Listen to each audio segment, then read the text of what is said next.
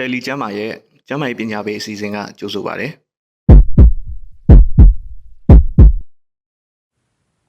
အားလုံးပဲမင်္ဂလာပါကျမဒေါက်တာလှထုံပါဒီနေ့မှာတော့တယ်လီကျမ်းမာပရိသတ်ကြီးကိုမေးလျော့နေကြတဲ့စင်တက်အကြောင်းကိုပြောပြပေးချင်ပါတယ်စင်တက်ဆိုတဲ့တွတ်တက်ဟာ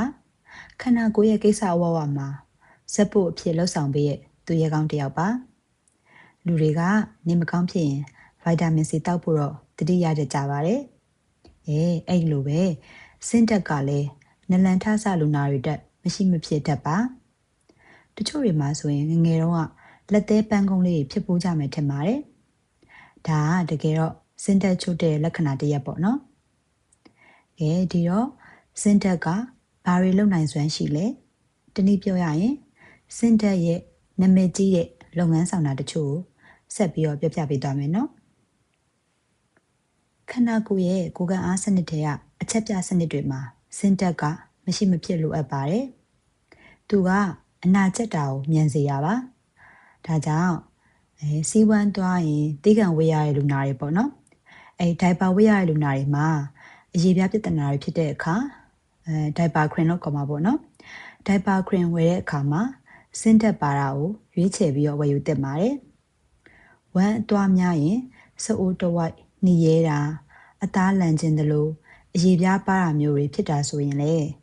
စင်အောက်ဆိုက်ခရင်ကိုလိမ်ရပါတယ်နောက်ဆုံးချော်လဲလို့ဒူးပြေးတာအစလိမ်လို့ရပါတယ်နောက်တချို့ဆေးပတ်တီတွေမှာလည်းစင်ကိုဆေးအနေနဲ့ထည့်သုံးထားကြပါတယ်နောက်ပြီးရှာနဲ့နှာခေါင်းမှာအရသာခံတဲ့အဖုလေးတွေအာယုံခံအဖုလေးတွေကစင်တက်ရှိမှသူတို့ရဲ့အလုပ်ကိုစတင်လှုပ်ဆောင်နိုင်ပါတယ်ဒါကြောင့်နလန်ထဆလူမမာတွေမှာဆိုရင်ပေါ့နော်စင်တက်အားနည်းနေတဲ့အတွက်ဘာစား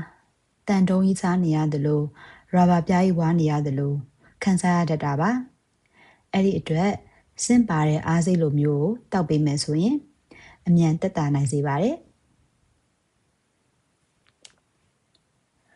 ဒါပြင်တက်ရှိတွေရဲ့ဖွဲ့စည်းပုံမှာ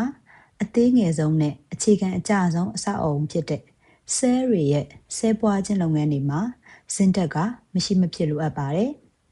ဒါကြောင့်စင်တက်ချွတ်တဲ့အခါဆဲပွားပြီးတော့နေတိုင်းဆဲအသစ်ဖြစ်နေရတဲ့သပင်လက်သေးအရေပြားတွေမှာတိတာတဲ့လက္ခဏာတွေပြတတ်ပါတယ်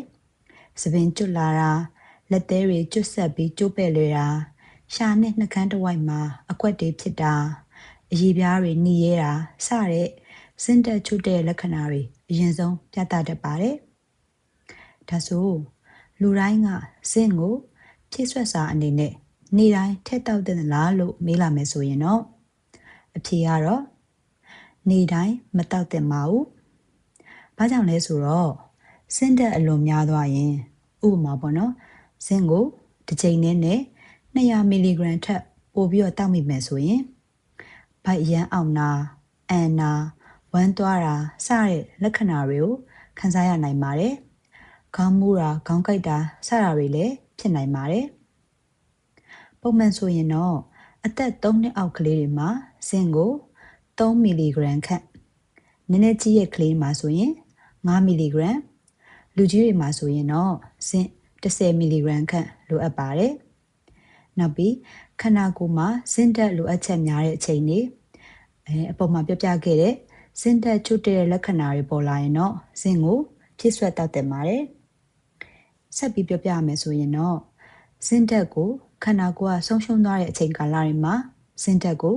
ဖြည့်ဆွက်တောက်ရပါမယ်ကလေးတစ်ယောက်အနေနဲ့ဝမ်းလျှောပြီးသွားတဲ့အခါမှာစင်တက်ကို14ရက်ကြာရက်တစ်ပတ်2ပတ်ပေါ့နော်ဖြည့်ဆွက်တောက်ပေးရပါမယ်အသက်2နှစ်အောက်ကလေးတွေမှာဆိုရင်10မီလီဂရမ်အသက်2နှစ်အထက်မှာ20မီလီဂရမ်တောက်ရမှာပါအန်လိုက်တယ်ဝမ်းလျှောလိုက်တယ်ဆိုရင်အစာအိမ်နဲ့ဥလန်းချောင်းကနေစင်တက်တွေဆုံးရှုံးသွားပါတယ်ဥလန်းချောင်းမှာရှိတဲ့ဆဲလေးတွေကစင်တက်မရှိတော့အားနည်းလာပါတယ်ဆဲအသစ်ကိုပြန်ပြီးတော့အားမဖြည့်နိုင်တော့သလိုဥလန်းချောင်းရဲ့လုပ်ငန်းဖြစ်တဲ့အစာအာဟာရကိုစုပ်ယူခြင်းအလုပ်ကိုလည်းတိတ်မလုပ်နိုင်တော့ပါဘူးဒါကြောင့်ဝမ်းတစ်ခါလောက်လျှော်ပြီးသွားရင်နောက်ထပ်သွားတဲ့ဝမ်းတွေကလည်းဝ ဝမ်းပျော့ပျော့တွေတွားတာဝမ်းပြက်ချင်တယ်လို့တွားနေရတယ်ဖြစ်နေတတ်တာပါမုံလုံးဆက်ကိုကတ်တယ်လို့ပဲပေါ့နော်တန်တရားလဲနေရပေါ့ဒီလိုနဲ့ဦးလန်းချောင်းကစင်းကိုမစုံနိုင်တဲ့အတွက်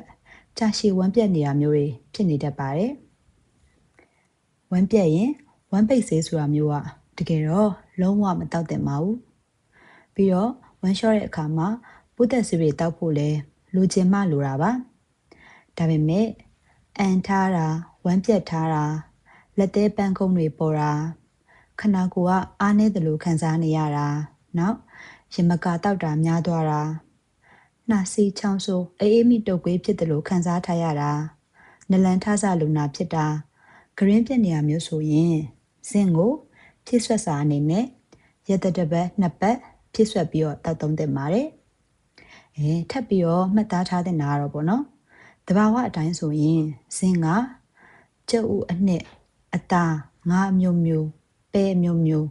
အစိတ်အစံအမျိုးမျိုးနဲ့နှုတ်ထွက်ပစ္စည်းတွေမှာစင့်တက်ကျွဲဝစွာပါဝင်ပါတယ်ဒါကြောင့်အစားအစာကိုအစုံစားပြအောင်စူးစမ်းပြီးတော့စားပေးသင့်ပါတယ်ပဲကိုစားတဲ့အခါမှာပဲကိုနာရီအနည်းငယ်ကြာအောင်ရေရင်စိမ့်ထားပြီးတော့အဲ့ဒီရေကိုတွန်းပစ်ပြီးမှချက်ပြုတ်တာမျိုးလုပ်မယ်ဆိုရင်တော့စင့်တက်ဆုပ်ယူတာကိုအဟန့်အတားဖြစ်စေတဲ့ဓာတ်တွေညှော်နှဲသွားစေပါတယ်နောက်စင့်တက်ကိုဗိုက်တာမင်စီကျွဲဝတဲ့အစားအစာတွေနဲ့တွဲပြီးတော့စားမယ်ဆိုရင်ခန္ဓာကိုယ်ကစင့်တက်ဆုပ်ယူမှုကိုပုံမအားကောင်းစေလို့တွဲစားတတ်ပါတယ်ကဲဒီတော့တယ်လီကျမ်းမှာပြည့်သက်ကြီးလဲအမေရော့ခံသူရဲကောင်းလေးစင့်ကိုမမေ့ရော့ကြတော့ပဲချင့်ချင်းဖြည့်တင်းနိုင်ကြပါစေနော်ဟုတ်ကဲ့ပါကျမကတော့ဒေါက်တာလှထုံပါ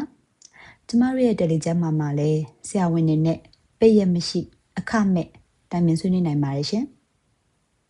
မြန်မာပြည်သူပြည်သားများအားလုံးစိတ်ရောကိုယ်ပါကျန်းမာပြီးစစ်အာဏာရှင်စနစ်ဆိုးအောင်မှအမြန်ဆုံးလွတ်မြောက်ကြပါစေရေတော်ပုံအောင်ရမည်ဝင်ရောက်ကြည့်ရှုပေးသူတဦးတယောက်ချင်းစီတိုင်းကိုကျေးဇူးထူးပဲတင်ရှိပါတယ်ကျွန်တော်တို့ရဲ့ channel မှာကျမ်းမာရေးအသိပညာနဲ့ပတ်သက်တဲ့ဗီဒီယိုတွေကိုစင်ဆက်မပြတ်တင်ဆက်သွားမှာဖြစ်တဲ့အတွက်ကြောင့် subscribe လုပ်ထားကြပါအောင်လို့တိုက်တွန်းချင်ပါတယ်ခင်ဗျာ